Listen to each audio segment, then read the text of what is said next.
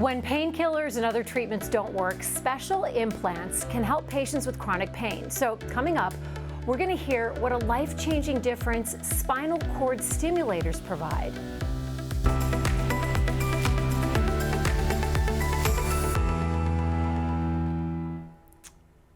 Good morning. I'm Alexis Del Cid in for Jessica Lovell, who's enjoying a much-needed day off. Welcome to the Morning Medical Update.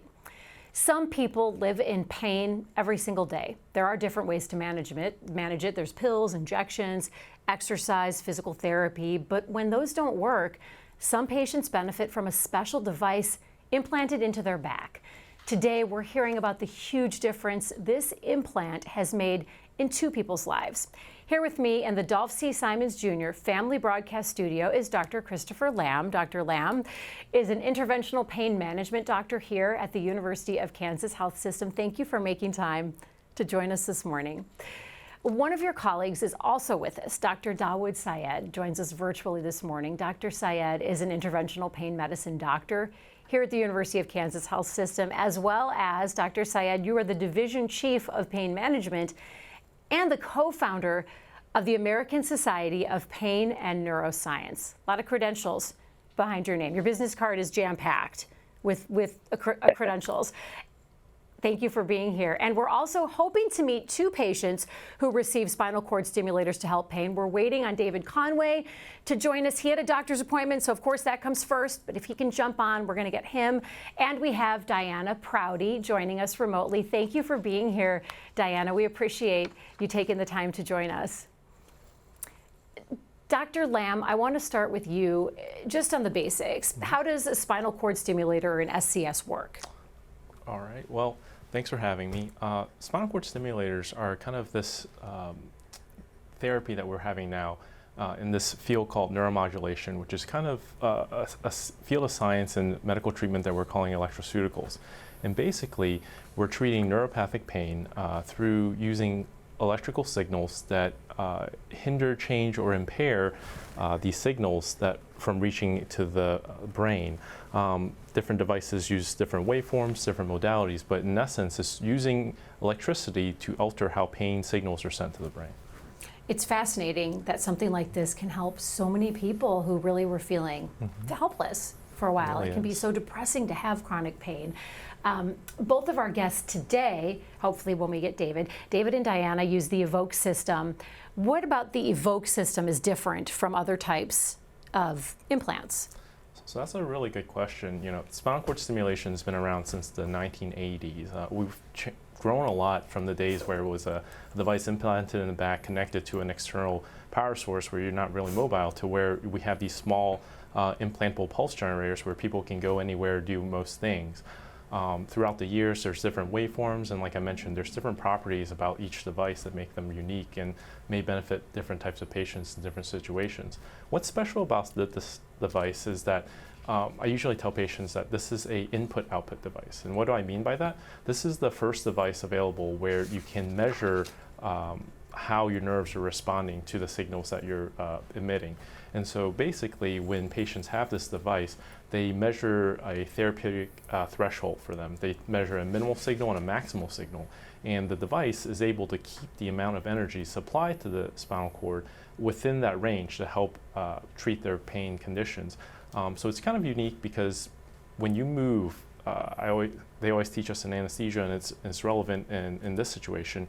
You have nerve tissue in the spinal cord. You have the spinal fluid, which allows the nerve tissue to move back and forth. But you also have a lot of things like connective tissue, fat, muscle. And when you change your positions, the physics of everything changes the contact of the device with your nerve tissue. And so how do you know you're treating that nerve with the appropriate amount of energy? This device allows you to maintain the amount of energy to be consistent despite your activity. So cool. I want to bring Dr. Syed in, because Dr. Syed, we've interviewed other patients who use a remote control for their stimulator. In fact, we were thinking of one, Dr. Kat Adams. She's a doctor here now, so she wouldn't have made it through medical school without a spinal cord implant that she got here. Now, she said she uses a little remote control. She showed us. Do these Evoke systems also use a remote control? Yeah, well, thanks for having me on as well. And I think Dr. Lamb did a wonderful job of kind of setting the stage. So Alexis, really, these do have a remote control. Probably the biggest difference between this Evoke system, and again, spinal cord stimulation systems have been around since 1967. They've just gone a renaissance in how we use them. I think probably the biggest way about this is that it is fully automated. So the goal with the Evoke system is for patients to not need their remote control at all. So the remote control is there. But ideally, the way that this stimulator works, because it auto-adjusts on the fly, it takes 4 million measurements a day on each patient of how the body is reacting to the signal that it's receiving, that electricity. So that is adjusting on a beat-by-beat minute. So patients don't really need the remote control. Again, so that's our goal with this, is that patients take the remote control and put it in their nightstand. The stimulator does everything. And I'm really excited that Diane has agreed to share her story, because there's some really specific things about the pain that she was experiencing, which I think made her the perfect candidate for this. And I think she'll probably be able to illustrate that even better. I can't wait to get to you in just a minute, Diana. We're going to get to you in a second. I have one more question for Dr. Syed. That's how much time someone has to be in pain before they can try the spinal cord stimulator. I mean, if you're in excruciating pain, how many other things do you have to try before this is an option for you? Yeah, when those of us that do pain management or interventional pain management, we don't really look at it that a patient has to, has to be in this many months or years of pain before we offer A, B, or C. We're really looking for the most effective treatment has the least amount of risk associated with it at that time. So typically, a lot of people are going to try things like physical therapy and, non-addictive pain medications. And then maybe move on to things like injections, because 80 to 85% of the time we can manage the pain with those types of more simple interventions. And oftentimes people really aren't ready for something like surgery to fix their pain. If we think surgery can be done without high risks and has a really high, degree of benefit for the patient, we'll probably move very quickly to that. The same with spinal cord stimulation. If I see someone in my clinic and I think, A, B, and C is really not going to even get you anywhere, it's just going to make you jump through unnecessary hoops, we're going to work very hard with the patient and their insurance plan to kind of move much quickly with that. But on average, most people have tried conservative measures for about 6 months before they move on to a spinal cord stimulator. I want to bring Diana in. We want to hear your story. Specifically, how long were you in pain before you had this stimulator implanted, and what was the cause of your pain?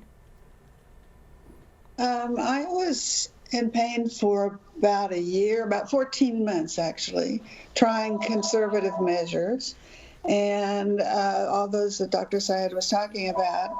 The problem was I had no idea that it was my back.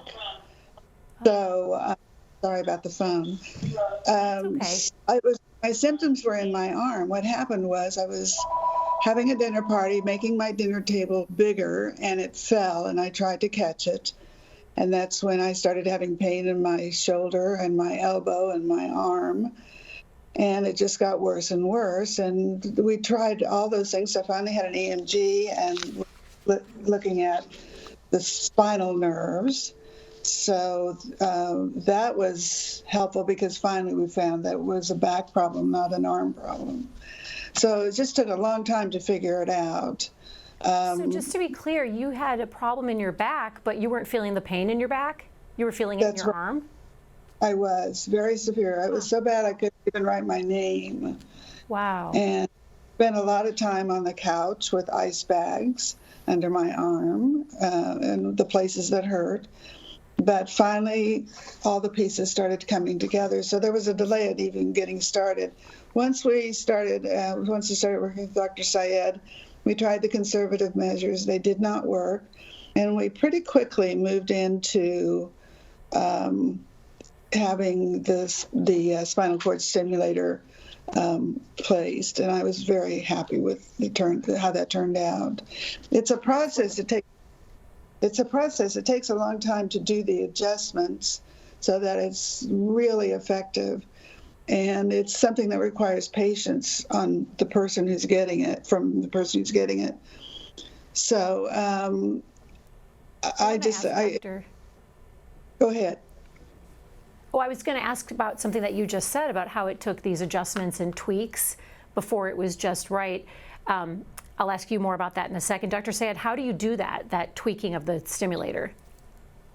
Yeah, so it's, it's kind of when you buy a brand new car, you want to get the seat adjusted just right. You want to get the mirror adjusted just right. You want to get everything just perfect. So then, subsequently, when you have that car 3 months down the road, you're just jumping right in. You may not even get your keys out of your pocket. So that's what we're doing when we talk about these newer spinal cord stimulators like Evoke. We're level setting at first. We're seeing, for Diana, where is she, we're really doing all these precise measurements, but, for her, how we're doing these is kind of wirelessly through a laptop computer that connects and communicates with the brain that we had implanted in her body. Essentially, it was the battery. It's called the internal pulse generator. And we do all these adjustments with her in the clinic. Some of them we do the day of the surgery. So when we implant the device, we put the wires where we think they need to go for her pain. But you can never be absolutely sure because obviously Diane had problems in her neck. So her nerves were shifted and all these kind of things. So during the surgery itself, we actually wake up the patient. It sounds, a little bit anxiety provoking for people, but it's at a comfortable point in the procedure. Everything is already in. And we gently wake them up and we turn the device on and we say, Diana, where do you feel this?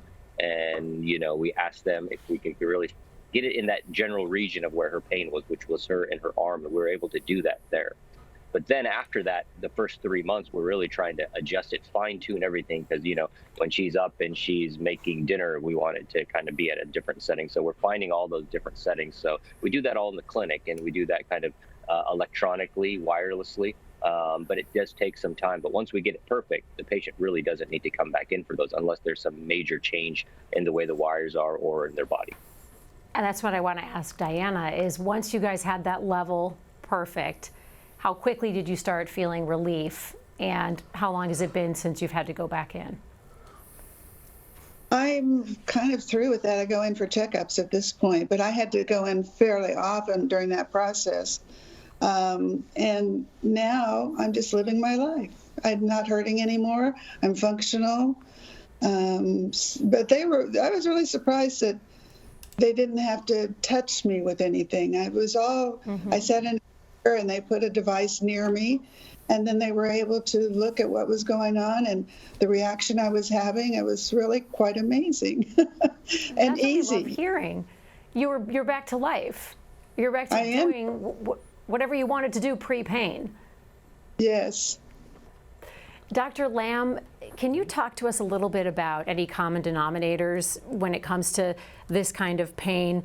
Are there common conditions that people have that makes them more prone to get a spinal cord stimulator? So that's a good question. Spinal cord stimulators are available internationally, and there's kind of variations between covered diagnoses. In the U.S., commonly the most typical diagnoses people have are chronic radiculopathy or neuropathic pain. So pain of nerve origin.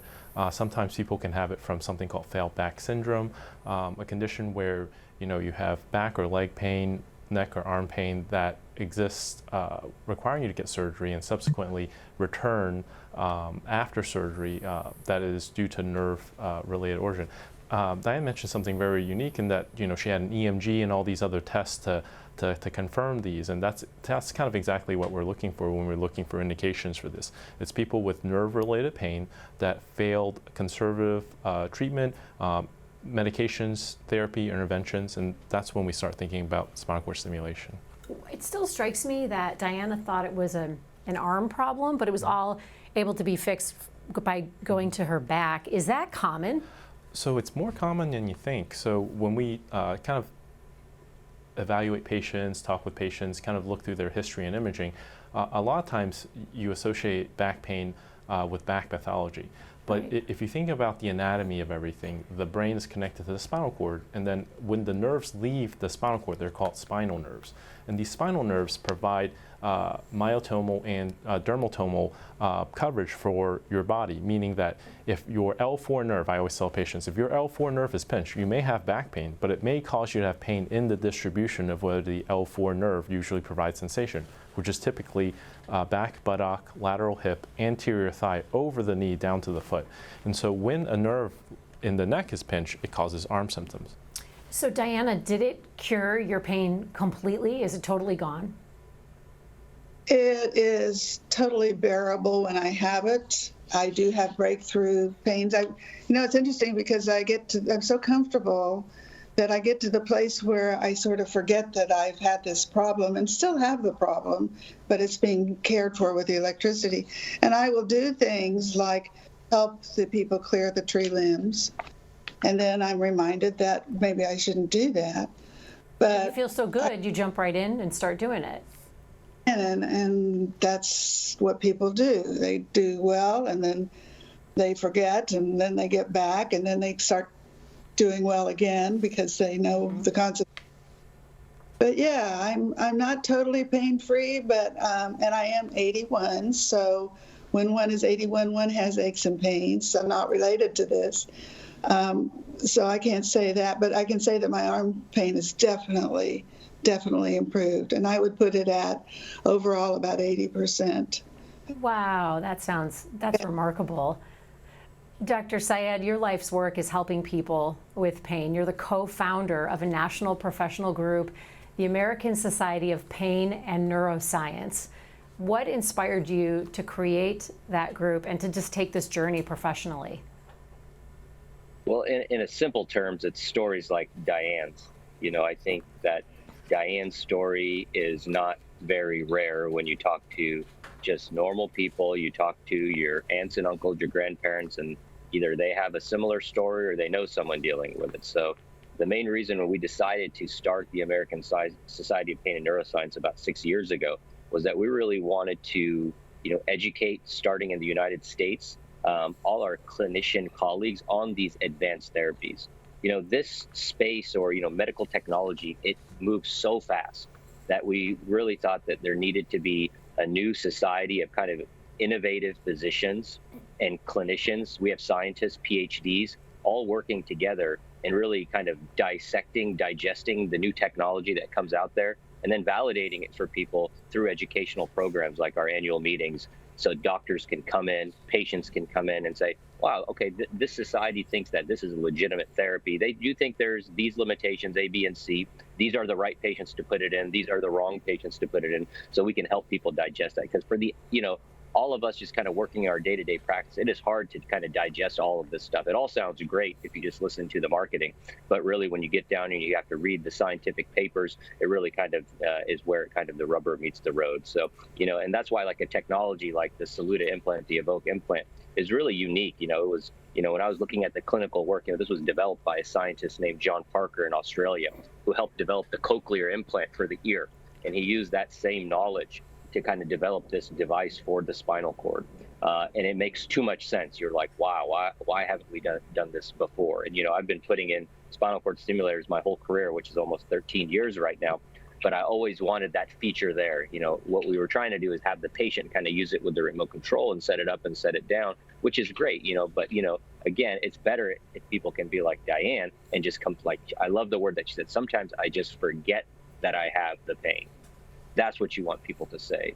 When people have a spinal cord stimulator that they have to kind of constantly adjust, they know they have a tool to manage their pain, but I guarantee you none of them will ever forget that they have pain. They know they have pain because they have the remote there and they're turning it up and turning it down. When you get into that fully automated state that Diane is in now, she can get into the point where she forgets about it. Now, we have to kind of rein her in a little bit because, those tree branches were pretty heavy with this last storm. So that would hurt almost anyone's back. So there are some things that we need to kind of, set the expectations because, yeah, that disease state is still in her neck. We're just managing the pain. But that's why, we really don't want a stimulator that takes 100% of the pain away. I like the sweet spot of 80 to 90% reduction because she still knows if she goes a little bit past that, pain is also a protective thing. Our bodies give us that pain response of, whoa, you're doing too much. So she still has that. The stimulator will not evaporate that safety mechanism of pain. We have a viewer that just wrote in, nice compliment. She wrote that Dr. Syed is my husband's doctor. He is terrific. I'll have to tell you her name off air because she hasn't, or her husband hasn't signed a HIPAA form with us, so I can't say it on the air. But that's a really nice compliment. We get lots of comments and I love those kind of questions. I love those kind of questions. Yeah, because I don't have to answer anything. I'm just smile. Sure, and it makes you feel good. That's what you want to hear from people. It's so wonderful to hear testimonials like Diana's. We love when viewers send us questions, comments, anything. You can do that to us via email or YouTube or Facebook, or you can tweet us. We're everywhere. If you'd like to email us, we're the Medical News Network. All the links are right there on your screen. And we also want to take a quick break from this conversation to dive into another one, our COVID count with Dr. Dana Hawkinson. Yeah. Dr. Hawkinson is the Medical Director of Infection Prevention and Control. Good morning. Hi, back to COVID for a little bit here. We like when you're here. We don't like talking about COVID, but we love having you with us for your expertise. We have other topics too, yeah. So right now, COVID count is still low, although inching a little bit higher as far as active cases. We have 11 total, but 8 active, 1 of those in the ICU with severe illness, 0 on the ventilator. So hopefully we can decrease that a little bit. We saw at the end of last week it was kind of inching up just a little. Right. We've been hearing reports about that. COVID numbers are still relatively low, and we have been turning our attention to other headlines, and you know about all of these headlines. In fact, there have been several stories about rabies this summer involving animals like foxes and bats, but even ones you didn't expect, like beavers. There's a girl outside in Atlanta whose family says she was attacked by a rabid beaver when she was swimming in a lake. That's scary. You don't want to be attacked by anything, but you just don't think you'll be attacked by anything in a lake. Yeah. Dr. Hawkinson, okay, Kansas, we hopefully won't see too many of those cases. We have plenty of raccoons, possums, and foxes. Yeah. Are you seeing rabies cases often? And then what do you do when someone comes in? We don't see rabies cases often, and it kind of is a little bit apropos talking about rabies and the neuropathic pain and nerve stimulator, because we know rabies infects the nerves. So rabies does circulate around the United States, and I think it is good to understand we don't have many cases here in the United States, especially in the metro area in Missouri and Kansas, but we have to be on the lookout for it. That's why it is so vitally important to vaccinate your animals against rabies, and also understand that, as we are having climate change, as we are having higher populations and populations moving into areas where there were no people before, it is important to understand that you must be careful when you see wild animals, especially those animals that you talked about. Raccoons, foxes, possums, those animals that really seem to eat anything, especially other animals, those are the most at risk of having and transmitting rabies. So if you see a fox, and I know that there's a few foxes here in the metro area, if you see other animals, do not go up and pet them. If they bite you, it is vitally important to seek medical attention and let that medical team know exactly what happened. There is a treatment for rabies. You do have, at least a couple weeks to get that, but the sooner the better. And the treatment is not what we used to hear when we were kids about so many shots in your belly anymore. It's a simple 4-dose regimen. You get the vaccine in your shoulder just like you would any other vaccine. But it's vitally important that if you do get bit by a wild animal, to go seek medical attention and let them know exactly what happened so that you can get treated, because if you do not get treated, it is almost nearly 100% fatal disease. But luckily you do have that time, but the sooner the better to get evaluated. Well, glad you're not seeing many cases like that. Yeah, but I think we have to be on the lookout again. Yeah. Just more animals out there, more animals coming into contact with humans, more animals living in these urban areas in our cities now. So just be aware of that. It is less likely to have those animals, those more kind of like plant-eating animals like squirrels or chipmunks. But certainly even they can get it, just as we saw. This beaver did get it, probably got bit by a rabid animal, and so just be aware of that when you are seeing that. Most importantly, get your animals, your cats, your dogs vaccinated, especially if they are spending time outside. Thank you, Dr. Hawkinson. Yeah. Want to ask our reporters if they have any questions today. And there are no reporters on the line, but we have plenty of questions from our community. So let's get straight to Yulin. Yulin has a question about the implant. Dr. Syed, I'll ask you about this one. Does the implant need to be charged? Yes, great question. So, there are spinal cord stimulators that are rechargeable or non-rechargeable. The Evoke system is a system that needs to be charged. Now, it just really depends on how much power a patient needs to control their pain, on how frequent that needs to be. I'll let Diane answer how frequent she needs to do. I think our average patient is usually charging the device about once a week. Diana, are you charging it that often? There's a charger, and then there's the remote. They work in tandem. So I just leave my charger plugged in all the time, and I will charge it fully probably every 5 to 7 days. Okay. And what does it look like when you're charging yourself? It looks like I'm sitting in a chair watching television with a paddle on my back. That's what it looks like. That's pretty It's good. not anything. It's not like connecting an IV or anything. Right. It's just laying. Relaxing. And I don't watching keep TV. my remote with me. I just get it set, and it lasts all week. So Dr. Lamb, how long does the actual stimulator last? Do these ever conk out and need to be replaced? So that's a good question. So it kind of gets down to, what is that IPG? Because usually once these devices are placed, the leads that are sitting on top of the spinal cord themselves don't really need to be replaced. It's the actual battery.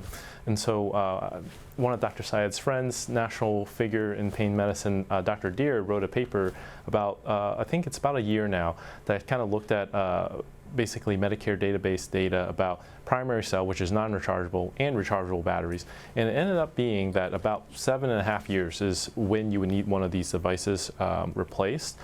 Interestingly, with the advent of new battery technology, that number could probably go farther out. But based on the data that they showed, it's about 7.5 years. Yen Liang has a really interesting question. Yen would like to know, can we cut off our nerve? Can you cut off the nerve to completely kill the pain? Dr. Syed? Yeah, very interesting question. The answer is yes and no. It depends on the nerve. So if you think about this very simply, we have all sorts of nerves in our body. When you think about the nerves for pain, we have nerves that are purely sensory, so all they do is feel. But then we have mixed nerves that are both sensory, but also they have a function, like they operate your arm or they operate your leg. So, for instance, say if Diane's pain was only in her neck, there is a nerve there that we could cut, or typically what we do is we apply radio frequency lesioning through a small needle because it's much easier to do. And that could be very effective. And I believe we might have even done that on Diane and helped with some of her neck pain, but it didn't touch her arm pain. The problem with the arm pain is that it's one of those nerves that I described that's mixed. It has a function and it also feels.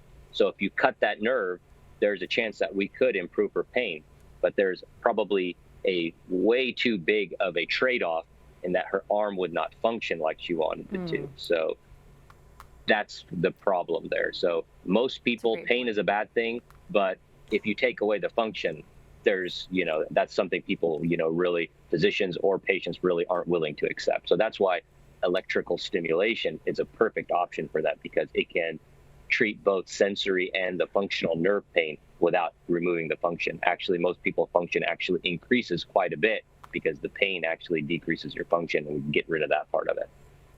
I want to bring our whole panel in for today's takeaways, and I want to start with Diana. What's the one thing you want people to know who are watching?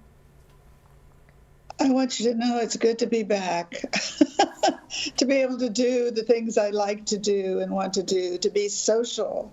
I couldn't even go out sometimes because it hurt so bad, or I'd go out and I'd have to come home. So that's wonderful. Another thing I'd like for people to know is that the staff at KU, Dr. Syed, the interns, residents, I don't know what we call them now, everybody, and the people that regulate the device were wonderful. And you always have phone numbers that you can call people. So I'm thrilled. I feel so grateful. So I'm going to compliment Dr. Lamb. Oh, sorry, I'm stepping over you because of our little bit of a delay. I want to ask Dr. Lamb, what's it like to hear compliments like that from other patients? I think it's great. I think, a long time ago when pain medicine in itself was a new field, you always think of pain as another vital sign. But at the end of the day, you got to remember pain is a symptom. And our field's kind of unique because we're treating a symptom. It's great that we have options now to manage these types of pains that even a decade or two ago we would have no options for. And I think this device just kind of touches on the fact that technology knowledge has advanced at such a pace that pain conditions, that were untreatable or currently untreatable can be treated in the future. Dr. Syed, it must feel incredible to see such success for something you're so passionate about. Yeah, it's great. First I feel very, humbled, and from the comments of Diane, our interventional pain team at the University of Kansas has now grown to, 11 double board certified physicians. We have 5 nurse practitioners. So it does take a team. When we're trying to do really advanced technological procedures in patients that have complex medical problems, an organization like our health system is the perfect place. We can kind of assimilate that technology and bring it to use for our patients very quickly, because I can tell you this Evoke system was not available anywhere else in the country commercially when Diane had access to it. That's one of the advantages coming to our health system. But really, I think the technology continues to advance. I just tell everyone to continue to be advocates for themselves or their family member. Just going into a pain management or a surgeon's office a couple years ago or even a year ago and saying, we have nothing to offer you, things change very quickly. And I may have had that same answer for Diane, 3 years ago. Like, I don't think a stimulator is going to work. I usually didn't really like putting stimulators in people in their necks, because if they moved their head one way or the other, they would get electrocuted. They would get strong stimulation.